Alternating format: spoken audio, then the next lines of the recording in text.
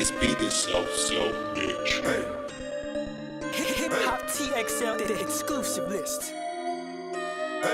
Ready real. I be on all of that fuck shit. I be on all of that fuck shit. All of my nigga dysfunction. All of my nigga dysfunction. Well, fellas, welcome to the NFC playoff preview. This is your host Juan Burns, one half of the Black Adels, man. It's been a very interesting week. Man. A lot of things happening with Donald Sterling and him getting ousted as owner, being banned for life. You know, things that we're talking about in the media, things that's happening in our own community, neighborhoods, and across the nation that we live in. I think we all have said enough, man. And I think that deep down in our hearts, we all want to do the right thing, and we want to do things that are going to change this world that we live in. And it's just sad in this world today we have people who think this way, or at least think the way Donald Sterling thinks. You know, he could have sex with a black chick, or he'll let his black chick have sex with anybody he wants to. Just don't show, you know, anybody in pictures and don't bring them to my games. That's just terrible and it's horrible, and I'm glad that we got that person out of there. And if anybody who thinks like that should be gone as well, because anybody who's living in the United States shouldn't be subjected to that type of, I guess, monster in a sense, the way he thinks. But furthermore, man, let's get up to this NFC playoff preview. It's looking really tight right now, man. I like to get into this, man. I'm really excited about these playoffs. You know, you never know, I might actually win the Super Bowl this year. So yeah. So we'll see what happens, man. You never know, shit. All right. So the number one seed right now, currently in the Boxden League, is going to go to Chris Chambers. Seattle Seahawks is sitting nicely right now at 11-2. Actually, one of my losses came from Chris Chambers. So, but he's a pretty good player. A lot of people like to call him overrated because of the team he has, and all he has to do is just play cover man two and just chill. So, but whatever the case may be, man, you know that you got to beat him. And so it seems like, you know, him having 11-2 record, you got to do what you got to do to win. So obviously he's finding ways of winning. You guys are not. Can't hate on that. So definitely, you know, he looks like he'll have that number one seed locked up probably by next week. And yeah, by next week, if he wins next week, he'll have it locked up. So, you know, everything has to go through Seattle. But, you know, let's see what happens with that, man. Hope for the best. Hope I beat you, though, if I get there. So, number two seed currently, man, in the NFC, it's a tie. It's between the Vikings and the Saints. We're both sitting at 10-3. We're both looking like we are looking to push to get that second seed locked up. We got some tough challenges, though, coming up. We have some division opponents that'll prove quite nicely in stopping us. So we'll see what happens. But both 10-3, both on 3-game winning streaks. We're looking to make this push to the playoffs, and so you never know. So currently, right now, 2-3 right now is the Vikings and Saints. I think the tiebreaker will probably be the NFC conference record, and I think currently I got it right now just because of me only losing to, I think, one or two NFC teams. And I think Vikings lost to all three, but we'll see. We'll see how it plays out, shakes out next week. I'll make sure I keep you guys updated.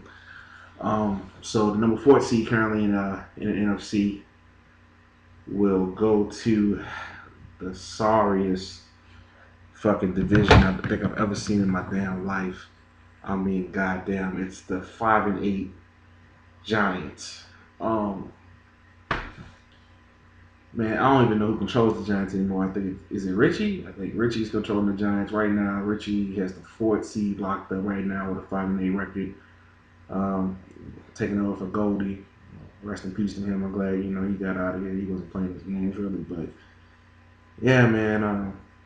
Yeah, Richie left up and got in the playoffs. So, but you know, you got the Eagles right behind you, 4-8. I mean, at the end of the day, you can make the playoffs pretty much without a winning record. the second straight season in that division. That division's trash. We need to blow that bitch up and do something with it because that shit's horrible. But it is what it is. After that, man, fifth seed. Going very quickly here. It's a tie, fifth seed, and actually it's a three-way tie for the fifth seed and six seeds. It seems like at this point, we have the 9-4 Packers, we have the 9-4 Panthers, and we have the 9-4 Cardinals. Now, all three teams are clearly qualified to make the playoffs. I know that Wellington had some issues earlier, that he had to take care of, so that's why his record slipped to the record that it did slip to. But, he came back with a vengeance, and he currently is on a 5-game win streak, so he went from being 5-4, 4-4 to 9-4, so got to give big ups to him, man. He definitely came from underneath that hole in adversity and definitely is making a push. He actually beat Chris Chambers twice, so that's the reason why Chris is 11-2 currently, so, he's like that dark horse you gotta put down, but Panthers, I had to give it up to Carmen Sam.